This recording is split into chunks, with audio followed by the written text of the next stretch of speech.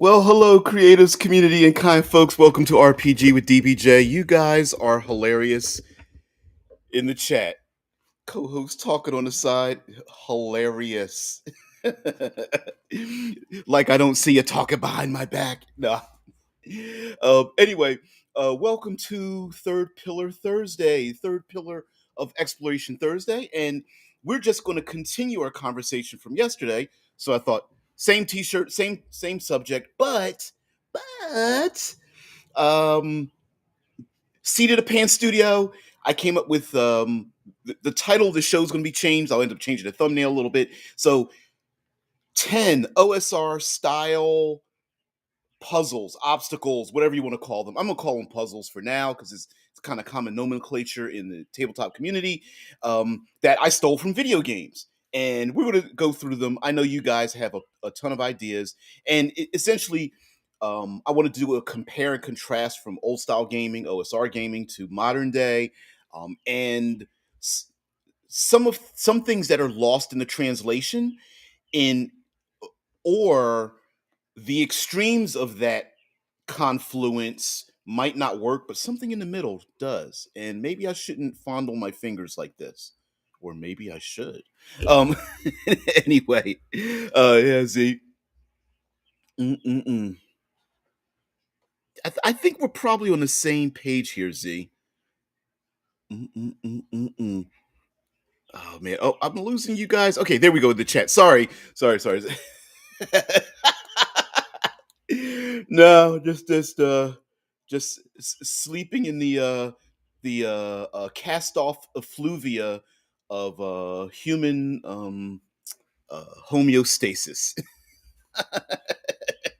Yeah. This is actually before we get into it. This is actually a an advertisement for Landol's Mohican Castle in Central Ohio. Oops, that looks like some flavor I should be eating. I'm just joking. Anyway, um, let's get into it. All right, so I want to share with you a thing I came up in like 5 minutes or something, and I wanted to share this with you because a no one wants to look at my crazy face, but um, something I put together. I'm going to put drop the link to it. It's whatever. It's just a Google Doc. And this time I double checked to make sure you guys get get access to it. But I thought we'd have some fun uh, talking about this. And for those who are video game fans, you go, "Oh yeah, I've seen this done plenty of times." And it was taken from a video. I went down a slight rabbit hole taken from a video where they were talking about like, and they were being sarcastic. They were like, "These are like the I don't know, top five or top seven video game puzzles that must be in every game by law or something." And they were being just very funny and sarcastic and such. And yeah, thank you, the End King. Mm-mm-mm-mm-mm. Right camera action. Okay, so for our seat of the pants, let's get into our first top 10 OSR puzzle. Now, slight side note. Um, how do I explain this? Um, OSR style puzzling is one in which many times the players are tested rather than the capabilities of the characters. And what I mean by this is in the OSR, narrative actually meant quite a lot more than we think it does. So when we talk about narrative games and descriptions and what's another one? Narrative positioning and things of that nature. Basically, what it means is that narrative supersedes the rules. In other words, um, if there is a cart laden with goods, maybe there's a lot of hay on the cart or something. That means within the narrative, there's a cart. Maybe it's wooden, got wooden wheels. There's a lot of hay on it. Maybe there are two mules pulling it, or whatever the case may be. And so within the game, it exists. So if a player says, "Hey, I want to hide in the hay," then it exists in the world. If someone says, "I want to get on the front of the cart and slap the mules on the rear ends and see if they run. That means that those mules exist in the world. I know that sounds very simple, but in terms of puzzling in the OSR, it wasn't about rolling dice to figure out how to get past the puzzle, the trap, the obstacle. And I'm going to use in this context, I'm going to use puzzle to cover all those words: um, traps, obstacles, navigation, riddles, maybe all those words, enigmas. Okay, so I'm just going to use puzzle. Now, in the OSR, whether it was, I made the comment about carrying powder and ball bearings and a chicken and thread and a 10-foot pole. And so players would navigate dungeons by using, by investigating and poking and prodding. And if a trap, let's say, had a stone, and if you stepped on that particular stone, it would sink down and then cause the, I don't know, spears to shoot out of the wall.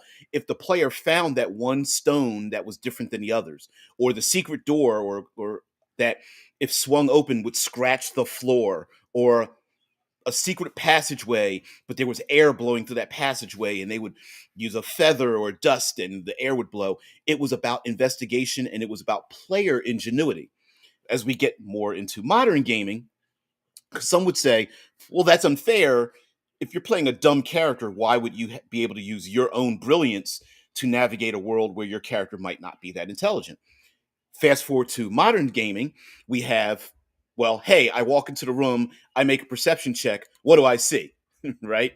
And I think we all know that on either end, that really doesn't really work for role playing games. I think you should be rewarded if your character is brilliant or perceptive or a great investigator. I think you should be rewarded for that. We don't have to be as intelligent as our characters. Maybe they are um, just much better. But also with player ingenuity, we want to add some of that in there. And so even in the SRD, it talks about, hey, if players come up with great ideas, don't bother rolling the dice. Let's see if I can read this out here. Can I share it? Hmm. Can I actually share this with you? Doesn't matter. All right. So this comes from the 5.1 SRD about traps, and it talks about, this is from fifth edition, and it talks about detecting and disabling traps. It says a trap's description specifies the checks and DCs needed to detect it, disable it, or both. A character actively looking for a trap can attempt a wisdom perception check against the trap's DC. You can also compare the DC to detect a trap um, with each character's passive wisdom perception score to determine whether anyone in the party notices the trap. uh, you might call for an intelligence investigation check for a character to deduce what needs to be done, followed by a dexterity check using thieves' tools to perform necessary sabotage. That all makes sense, right? But as we go on, it talks about magical traps. A character can attempt an intelligence arcana check to detect or disarm a magical trap. DCs are the same regardless of the check used. In addition, Dispel Magic has a chance of disabling most magical traps. But if you read further, it says, in most cases, a trap's description is clear enough that you can adjudicate whether a character's actions locate or foil the trap. As with many situations, you shouldn't allow die rolling to override clever play and good planning. Use your common sense, drawing on the trap's description to determine what happens. No trap's design can anticipate every possible action that the characters might attempt, which isn't roll first and then do a thing without describing what you're doing. What it's saying here in fifth edition, it's saying, hey, listen, if they come up with a great idea, don't bother rolling the dice. Just describe what happens when they do the thing. Also goes on to say, you should allow a character to discover a trap without making an ability check if an action would clearly reveal the trap's presence. For example, if a character lifts a rug that conceals a pressure plate, the character has found the trap and no check is required. Fooling traps can be a little more complicated. Consider a trapped treasure chest, etc., etc. So, and then it talks about traps are often designed with mechanisms that allow them to be disarmed or bypassed. Intelligent monsters that place traps in or around their lairs need ways to get past those traps without harming themselves. Such traps might have hidden levers that disable their triggers, or a secret door might conceal a passage that goes around the trap. All right, sorry. So that's a long story short is that actually 5th edition is actually in line with OSR if you read a little bit further, but it's about basically engaging with the world. Mm-mm-mm. All right, let's get into what our co-hosts have to say, and then we'll get in our 10 puzzles here, and we'll fly through them. Sounds like a Dungeon Dude style video. I don't think I'm that good. Wayne's like, I gave up with the Dungeon Dudes. I like them. Look, they speak a little bit.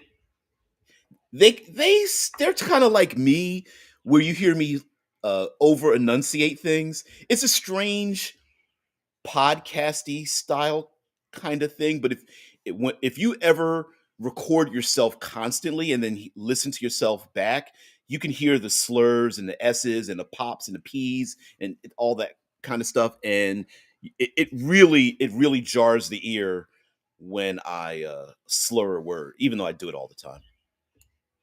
Zamar says, I feel like the best traps in an older dungeon comes from the degradation of that dungeon.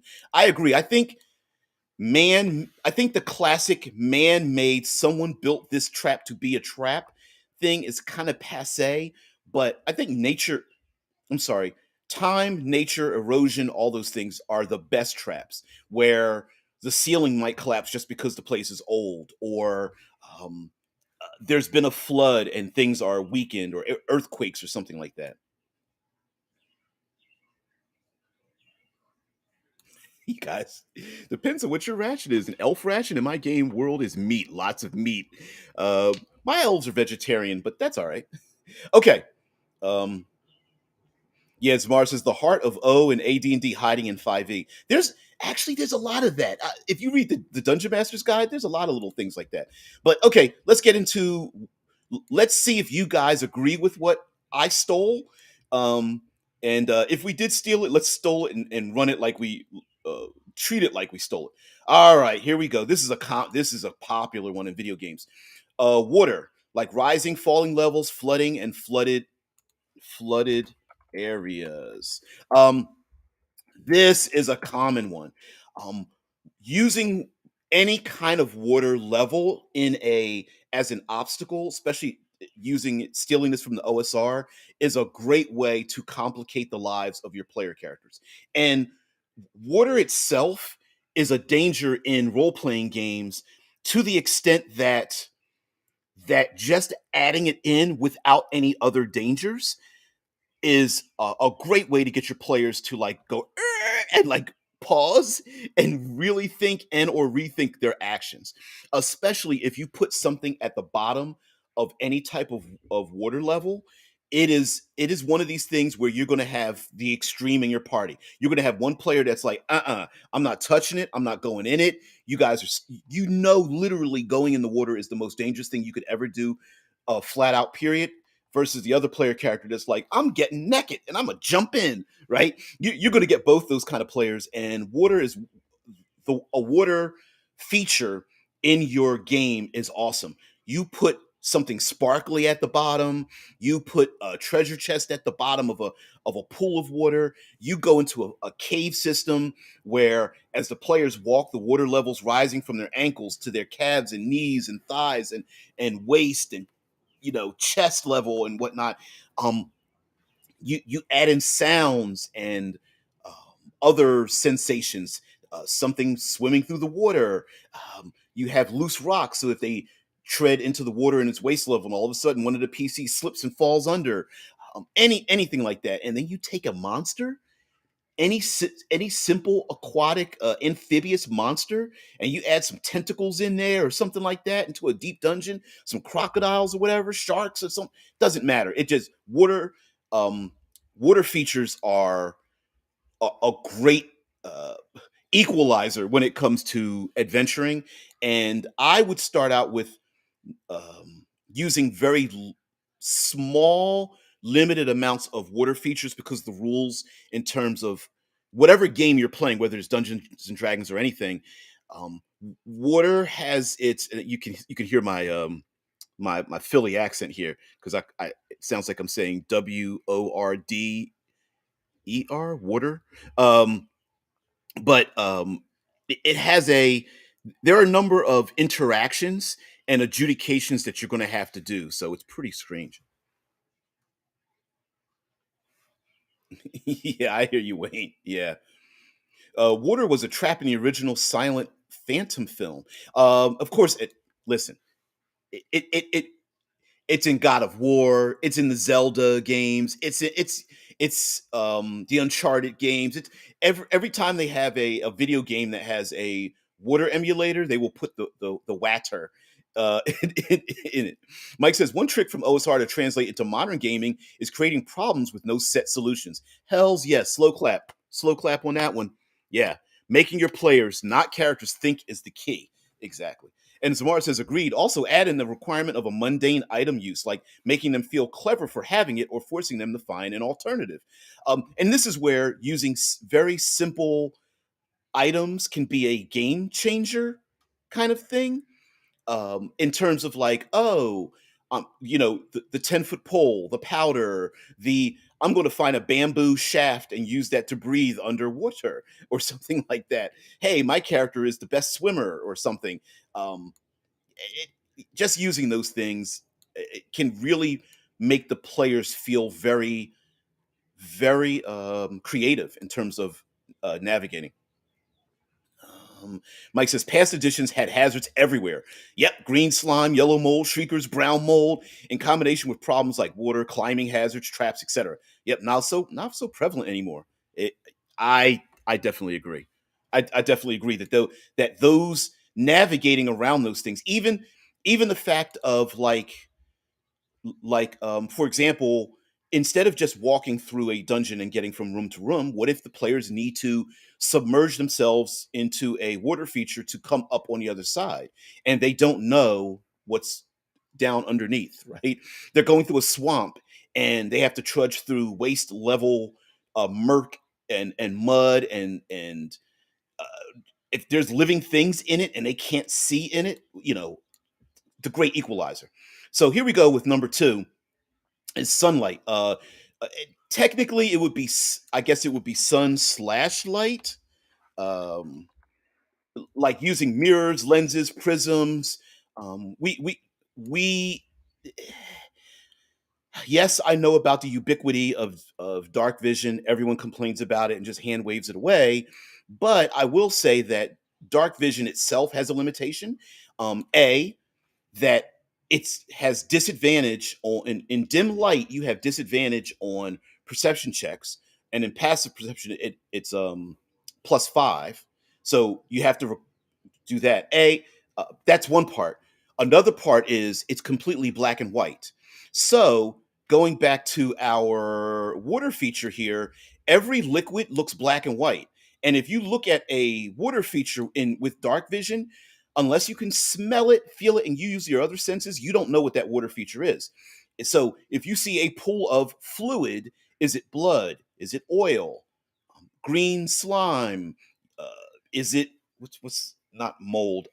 Green slime, gray ooze, blood, hot water, boiling, cold water, frigid, acid, tar, um, glue, some kind of adhesive, uh, any number of things, right?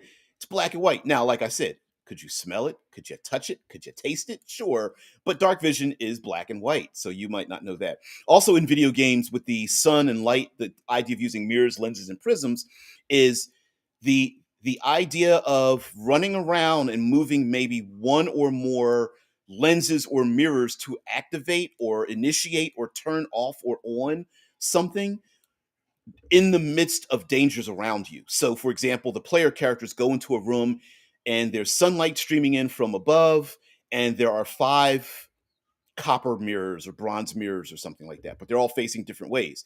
And the players might be fighting, I don't know, what's troglodytes. Haven't talked about troglodytes in a long time.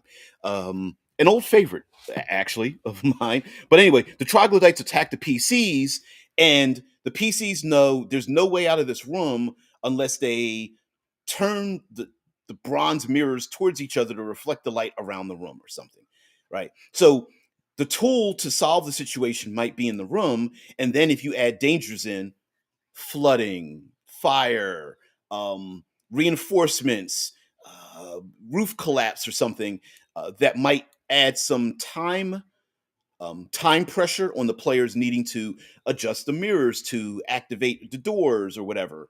Um, yeah, Zamara says the limitation of dark vision is color. Make a language that relies on color for context. Ooh, language that relies on color for context, and you can put a warning right in front of someone, and they will never know. Hell's yes. Right, right, like fine manipulation in a dark world might be a problem. Like even sentient races that have dark vision might still need to use light to thread a needle. Right. um Michael says, I'll present Matt Koval as Exhibit 1. He's complained that the gear in the PHB is no longer useful. That gear was a reflection of the hazards we used to face. The 10-foot pole, silver mirror, etc., were tools to solve past hazards. Yeah, I listened to that video, and yes, Matt Koval mentioned that you have an equipment list that has things on it where we no longer need to use those things because we either hand wave it with an ability check. We even further hand wave it with a passive ability check, or we just ignore it altogether. And I think that's a shame. I think it is a bit of a shame that we don't use things like mirrors and climbing uh, pitons or pitons or pythons, whatever they're called, or powder and marbles and things like that. Yeah, yeah, Mike, I agree with you.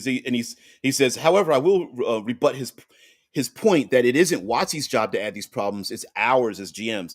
And honestly, while this sounds like it's brand new, it isn't. And you'd be surprised how many hours of fun players have when it comes to things like this. I remember um, giving a player a slow clap on a thing where, if you ever have you guys ever seen videos where people it's amazing people doing incredible jobs that make something seem easy, and there was a person who was splitting marble by using tiny little chalks and knocking it into these giant, like, I don't know, 10-ton marble slabs and splitting them in half. And when a player was like, hey, that's what I'm gonna do to split this marble, and I was just like, you know what, it doesn't need a skill check or whatever. As long as you got the time to do it, knock, knock, knock, knock, knock, all the way around it, eventually cut through it and split it in half. It was really cool. And the End King says mirrors also make the players potentially easier to spy on, like security mirrors. Heck yeah. And let's also remember, if you reflect light, your light actually precedes you around dark places. So torches and light might alert enemies that you don't want to alert, but you need to use the light to cause some kind of effect or something. And it might be necessary to use the light to open a passageway to get to a place, to then run back and move the light so it closes a passage so maybe enemies can't follow you or something. And that itself could be a puzzle. Do we use the light to open a place to get there? And how do we time ourselves to turn the light source off when we don't need it? Mike says, and the word you were looking for was algae. Yeah, greens. Yes, algae is on the top of the fluid. Yeah, algae. Green slime looks somewhat like common algae. Dark vision wouldn't solve that problem. I agree with you on that, there, Mike. You don't know, and um, one of the difficulties of looking at water features, especially in caves, as someone who's gone spelunking a number of times, very difficult to detect the depths of water features in caves. Wayne says that I take out those simple ability checks, perception, arcana, blah, like rip it out. Yeah, now let's maybe not go so far, right? Like, because if I'm playing an 18 intelligence wizard, I have no 18 intelligence, but my wizard may, or my cleric with a 17 wisdom might be more in tune or perceptive than I am. But I think it behooves us to first go, like, don't walk into the room and say, I make a perception check. What are you doing? What are you actually doing? Are you, lifting the tapestries, looking under the bed, tapping on the walls? Like, are you listening for something? Like, tell me what you're doing, and then I'll give you the answer, right?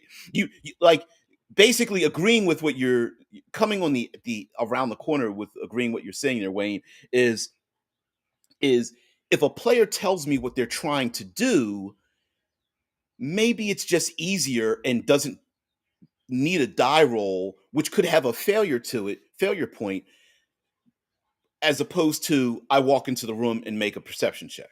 Right? Number three for video games, timed pathways, switches, doors, open and close. So what I mean by that is we've seen plenty of video games where timing is necessary.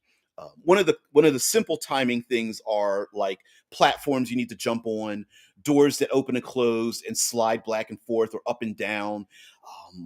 Sometimes these are walls, doors, bridges, platforms, whatever the case may be. And these don't necessarily need to be lethal, they just may need to be timed. So, for example, let's presume you're in a dwarven hold, and the dwarves, which were in this volcanic mountain, you're in the Five Kings. I always the Five Kings mountain, and one of them is very volcanic underneath, and they used to have, or they have a series of drawbridges, but the dwarves aren't there anymore, but the drawbridge mechanism is out of whack. And so the drawbridge maybe lowers and raises at specific times, or maybe it's on a spindle and it spins around laterally.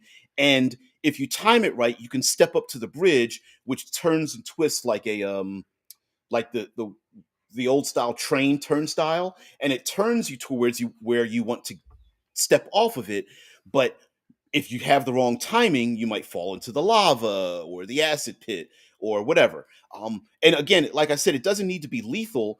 Something might be swinging back and forth. Like I'm thinking of um, the the cranes that lift goods off of ships, and there might be a platform that you could step onto that would carry you and your party from one place to another. And if it's automated, or constructs are using it, or maybe it's swinging out of control slightly, and so if you time it, you could just grab onto it, it'll swing you across a river or whatever. Timed pathways are great, because especially if you have five player characters but only two can get on the raft or the platform or the ledge or the bridge, or slide past the walls, whatever the case may be. Um, Timed pathways are a really good way to air quotes split the party, because maybe only so many can be on one side of a river than the other, because the raft is automatically going back and forth. What's something else? Um, used in ski resorts and to get to the top of mountains. Um, what's the mechanism that's the cable mechanism that you get into the cable cars? Woo! Wow, gee. Cable cars and ski lifts. A type of thing could also be a thing as well. Yeah. Oh yeah, Wayne. Yeah, RP. They role play it out. Oh, I said rip it out. You said role play it out. Yes, yes. I apologize for that, there, Wayne. Yeah. But yeah, if you role play it out, why bother rolling a dice? You came up with a great idea. Hey, I check under the bed. What do you see? Well, you see dust and a strange square. Uh, I don't know. A strange square with a latch built into it. I grabbed the latch and opened it up. Oh, it was a concealed door. Right? No skill roll. Zamar says, I would like to point out that my system has no perception skill or most skills like Arcana or Persuasion. Ooh. Ooh. Now, the downside to that are players that hate this kind of stuff.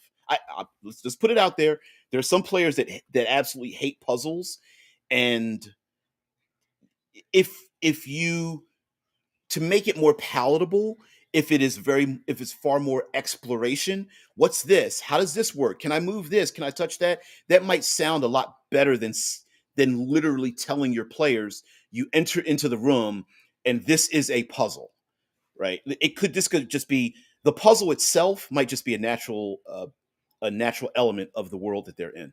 And the End King says the sliding door boulder thing from Indiana Jones, that was a timed path. Oh yeah, yeah, yeah, absolutely. Anything that moves, slides. It doesn't have to move or slide. Something timed would be okay. You're on a beach. It's a tropical beach, and there's sand, but there's rocky cliffs and stones nearby, and there's a grotto, and the surf rolls in, and when the surf rolls back out, you see an entrance to a cave, but the surf rolls back in with giant waves. White capped waves sweep over it, and they zoom back out. That is a timed path.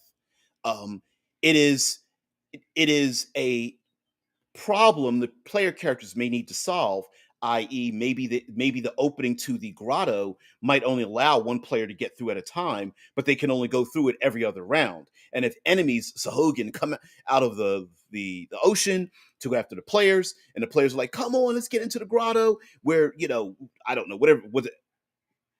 There's a doorway, treasure, safe passage, or something to get there, and or even heck, nar- get away from the superior location of the surf and beach that the Hogan might have into the grotto where the players might have a little bit of an advantage, or at least take away the advantage of the Haugen. I don't know how to pronounce the damn thing, and don't tell me either. But that may be the case as well. Yep. Zamara says or the drawbridge is designed to be constantly manned. So now you need someone there, yes, to hold it open, or else you have to be quick to get past it. Exactly. Exactly. Yes. Deadman says ship unloading cranes are called gantry cranes. Thank you. Thank you there, Deadman. Yeah, maybe if a player climbing action. Do I stay in the fight, or do I climb up and get to the gantry, which then I can then use some intelligence, wisdom check, or whatever to control the thing to lift my party members, my allies up over past a hazard to another location, right? Why not? You know, these what I'm talking about are puzzles, traps, obstacles, hazards, etc., but not in the classic sense that if your players and characters come up with creative ways to navigate through them, why not give it to them? Um, the End King says, I don't hate puzzles, but I'm quite bad at them. The simplest answer is a riddle format, which will be beyond me. Again, exactly. Not everybody likes classic word style puzzles. You have three levers. All three levers are up. What do you do? And then you're going like, okay, now it's just a matter of like, I pull the middle lever, fire floods the room. I pull down the middle lever and the last lever, you're blasted by cold. I pull down the first lever and the last, and after a while, you just rolling your eyes like, oh, it's not really a puzzle. It's just acts of attrition rather than navigating past the same room where there are the mouths of monsters related to what they can eject out of their mouths, and you can bypass it because the flame shoots out every other round, the cold shoots out every third round, and a bolt of lightning strikes out. At the end of each time, either the fire and or cold, the you know is dispersed or something like that, and players can go, okay, let's wait. Okay, fire shoots out. Okay, let's count 1, 2, 3, 4, 5, 6. Oh, fire shoots again.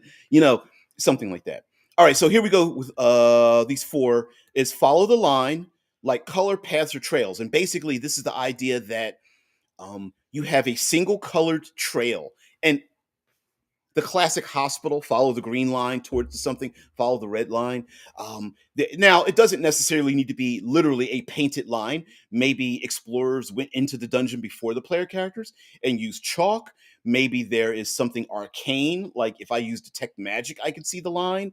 um, it Whatever the case may be, it's basically there's a pathway to follow, and then there are hazards when you follow that line, but this is to make sure that you don't get lost or go off the beaten path. Number 5 is move objects to create a path, like using ladders, slides, crates, blocks, bridges, etc. Like, we need to get up 30 feet, and the only thing around us are crates. And then the players are like, well, we'll stack the crates up to get up to the upper ledge. And we see this in plenty of video games where you need to navigate through the room, and used lightly, used very abstractly, but you're able to move wooden pallets or platforms to make bridges. You're able to slide blocks that open up passageways or block other passageways for you to get to a place. Maybe there's crates that we all need to work together to lift and stack on top of each other. Might be ladders or poles or whatever the case may be to create a pathway. And we've seen this even in movies. The classic take the ladder and put it across one roof to another, and now you have to walk across the ladder, but the ladder is unstable. I'm thinking of things like that, where the objects you need to move past them are existent. It's just the players.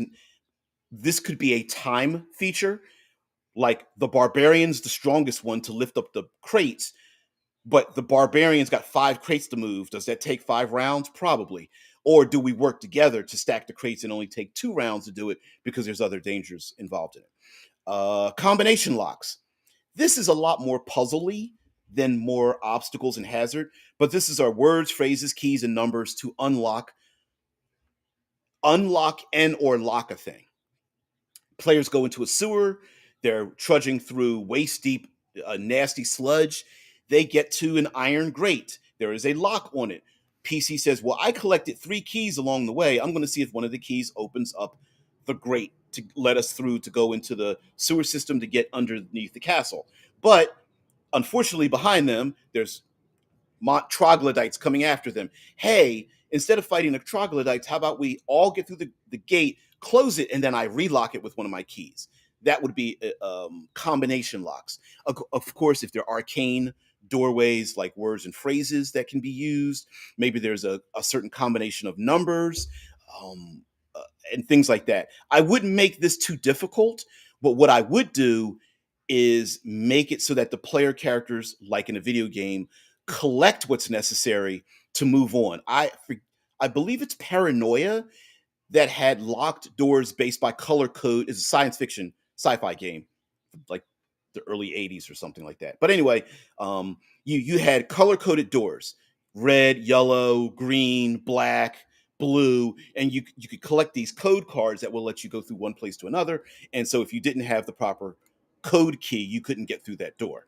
And lastly, PCs could use this for their advantage. Again, opening up and unlocking a door, and then on the other end, locking it behind them so that it keeps enemies out or dangers out or something.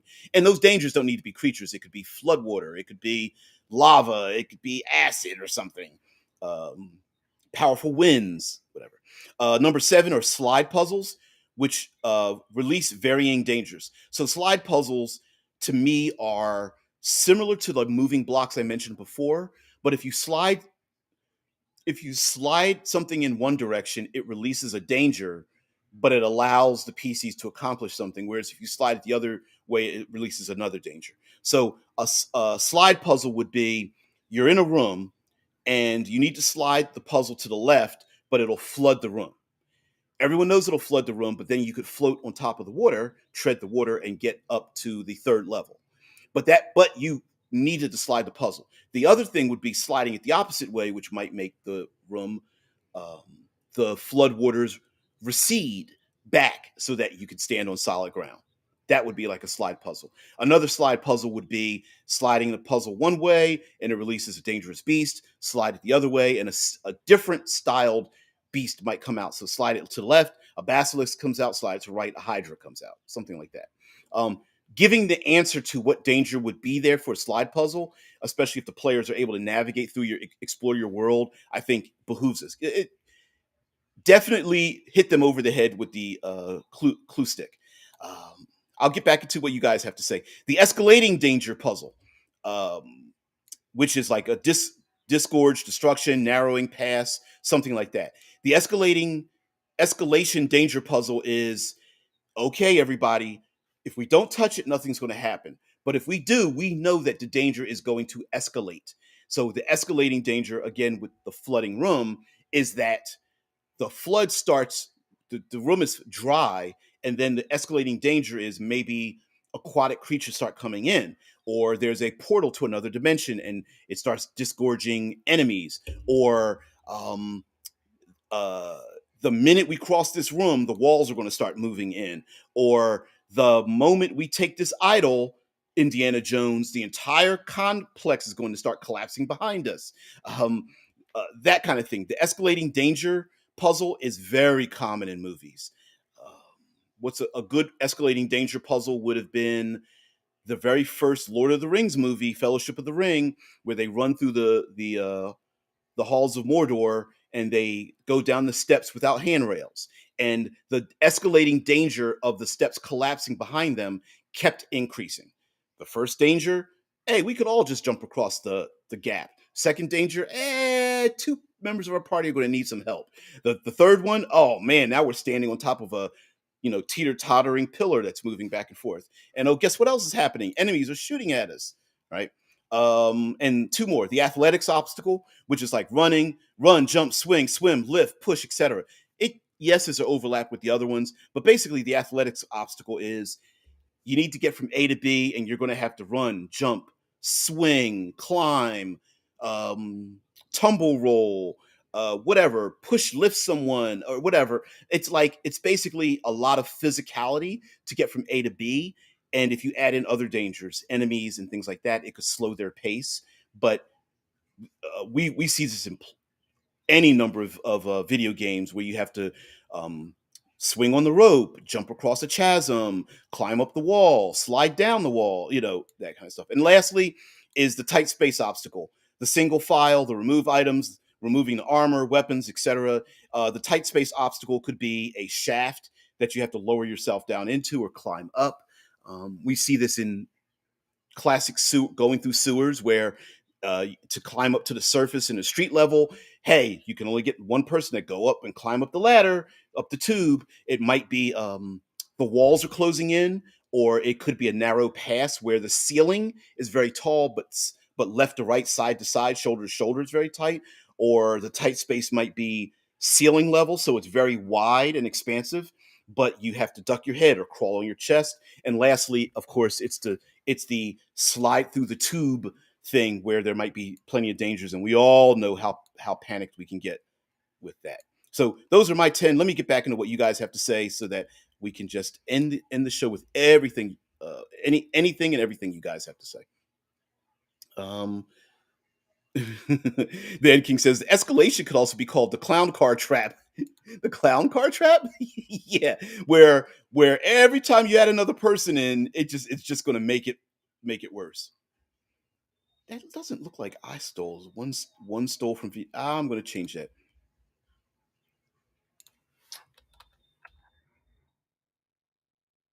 How about that? Oops. Huh. Maybe that sounds a little bit better. All right, all right. So this is third pillar of Exploration Thursday. The thing is that just adding in a a significant layer of interaction into your gaming world, I think can really change the dynamic of the type of game that you are running. So, in other words, if you remove the flat plane of interaction, whether there are monsters or not, and start adding in slopes and ridges and steps and ladders and height and confined spaces and maze like spaces and things, just changing the space itself, um, really can change how your players interact with the world. And then if you start adding in things like water features, dangerous features, maybe boulders balanced precariously on top of pillars because of the razor-like winds that flow through the valley.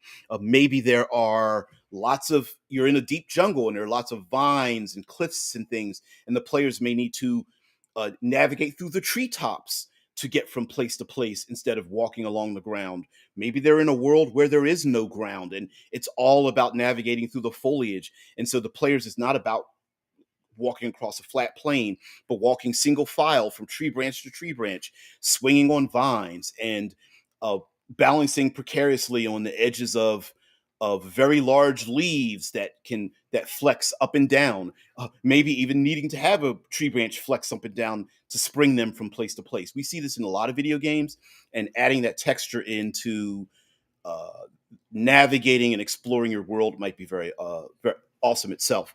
Also, letting the players know, hey, listen, and I mean this in-game world. that you don't need to interact with this thing, but to get to what you want, you're going to have to figure it out. And finding an NPC that knows the answer or gives them clues, battling other enemies that might have keys, they might have the MacGuffin in their pocket that allows them to get past the fire breathing statues or whatever.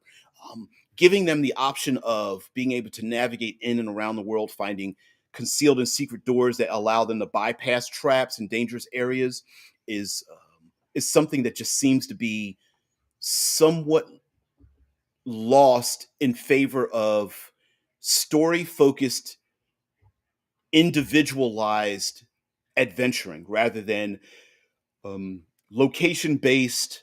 The location will always be there whether you're there or not, and will change if you don't interact with it.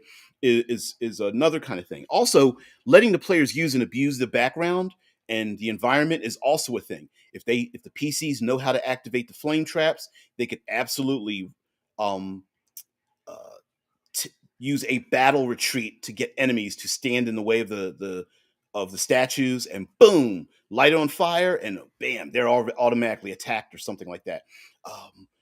Letting the rogues and the sneaky ones use the background um, elements to benefit themselves, like, hey, those kobolds that didn't activate their traps, maybe the PCs find those traps and use it for their own benefit. And uh, lastly, I will say that, maybe not lastly, but I will say that tr- training our players, and this is a terrible way of describing it, but training our players to not automatically grab the dice, but to don't grab the dice and be top headed and look down at your character sheet. Tell me what you're trying to do and describe what you're trying to do in the best way possible. Now, of course, none of us are dungeon explorers, so you got to give a little bit of leeway. Like, don't get into the whole, well, I used to be a spelunker and that's not how you did whatever. Your characters are far more professional than we are, and they know a lot more. But just having a player say, hey, I look under the tapestry on the left wall, is a lot better than I walk into the room and I make a perception check. Also, how about we not how about we not over amplify one ability over another? Wisdom and perception is like the hyper skill in fifth edition, but maybe we should start using more. Maybe perception is you notice something, but you really need to investigate to realize what it is. Yes, you notice something strange on the wall. Well, what is it? I don't know. You don't know. You just noticed something strange on the wall. Well, I go over and investigate it. Okay, what's your investigation skill? Right? Um, yeah, I hate that.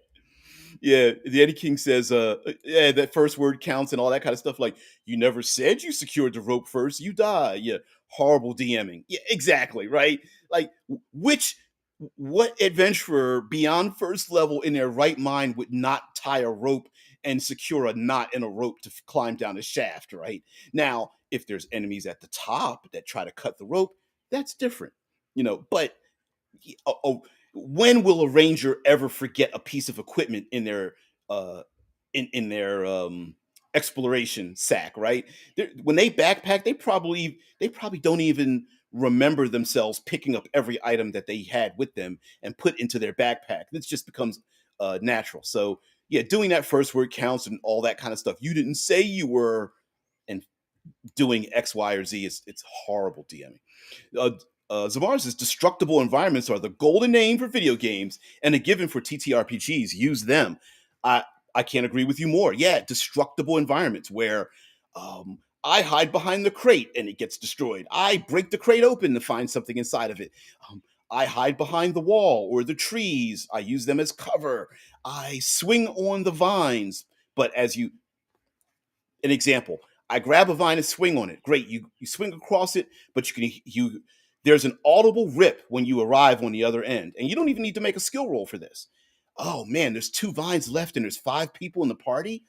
Oh. And one player goes, well, my wizard has a floating disc spell. Maybe the barbarian should jump across and not use the vine, while I, the wizard, will put the halfling on spell, and then I'll try to swing across, and then the bard can use the other, right? Like, what do? You got two vines left, and hey, listen, I'm not even going to have you make a skill roll. All you got to do is just grab the vine and swing. But you look up and you're like, yeah, it's probably a one and done. You know, Wayne says, bribe the GM. What do you think pizza was invented for? Feeding the GM will always increase your survivability percentages. Yeah, especially where you got that last piece, and I'm just like, ah, um, that's a little ASMR. Oh man, hilarious. Samara says, well, someone once said perception is to look at something with your eyes, investigation is look at something with your hands. Ooh. Yeah. Yeah. It's the classic procedural television show thing where the detectives walk into the room, they notice something wrong, they walk over to the thing, and then they look down and they're going, I see blood. I see dust. I see a footprint. What do you think this is? I don't know. Well, let's send it to the lab, right? One is perception. I noticed something wrong. The other is investigation. This looks like a fingerprint of our enemy. This looks like dust from or dirt from a specific mud that's on the east side of town. Oh, yeah. The Ant King says destructible environments also let giant monsters feel special. Yeah. And destructible environments don't necessarily need to be classically destructible. Like I smashed a crate and then the the crate opens up, but there's really not much debris left, or the debris disappears. Maybe you can knock things over, spill things. That ladder, you can knock it down and break it, or put it across a chasm, where you go across the ladder, and then you take the ladder and spill it into the lava because your enemy tries to use the exact same uh, ladder or something to get across from one place to another.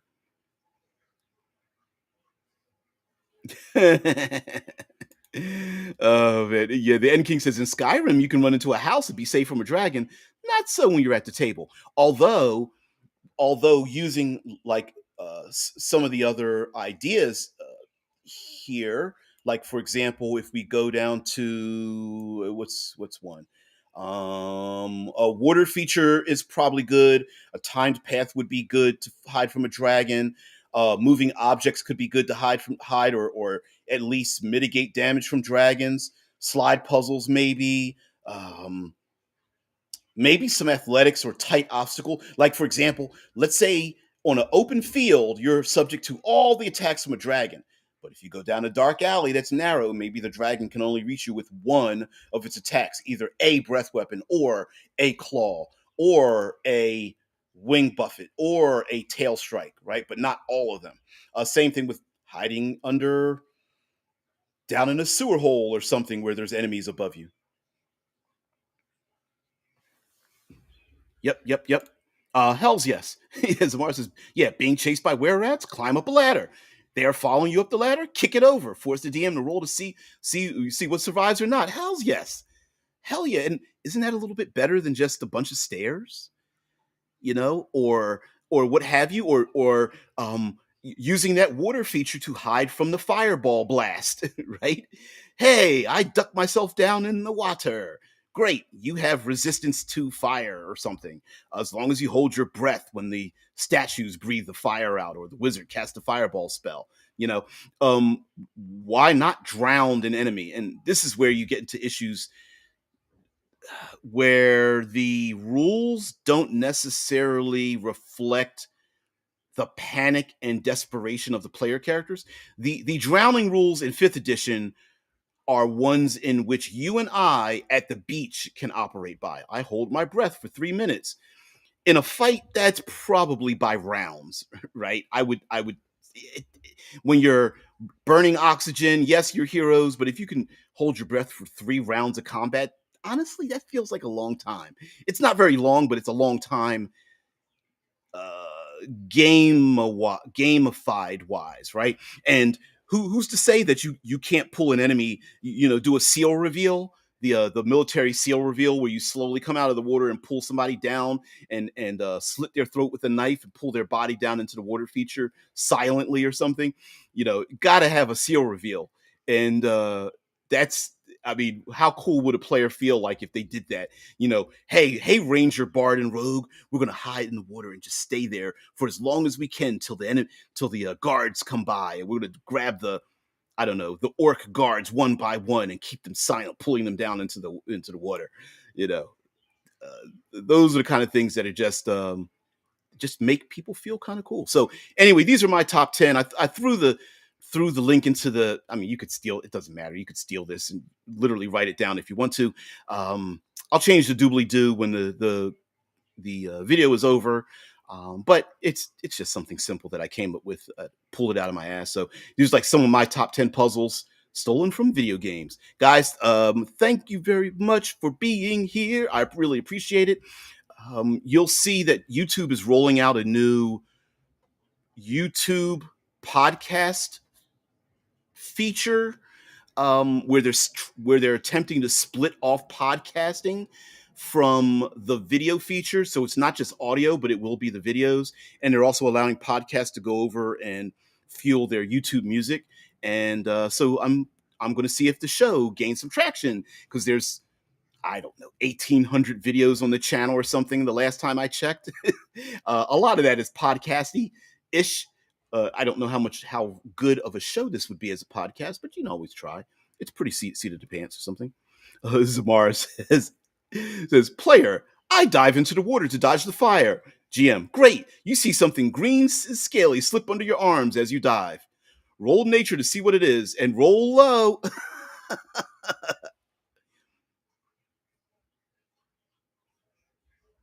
Hmm. Samara says, I have noticed that I am looking to see how I can take advantage of that. I will let you know what I find over the year. Advantage, could you be more specific? Uh, but yeah, okay. Why the hell not? I'll be here. I'll promote anything you guys um, have to say out there. I know Z, when you get when your game starts to get finalized, I'll host it. I love doing stuff like that. Not sure how much you guys feel about being on air, but sure, why not? So anyway, guys, I want to thank you for being part of the show. Let me put my ugly mug on the face here. I'm gonna head off to work. Tomorrow is don't know about tomorrow. Oh, he says I have my own comic channel. I do comic dubs. I did not know that. I did not know that. Okay. Um, I'll have to hook up with you in the Discord, but we'll do that. Anyway, guys, let me get out of here. Everybody have a great one. I will see thee later. Peace. I have to take a bio break.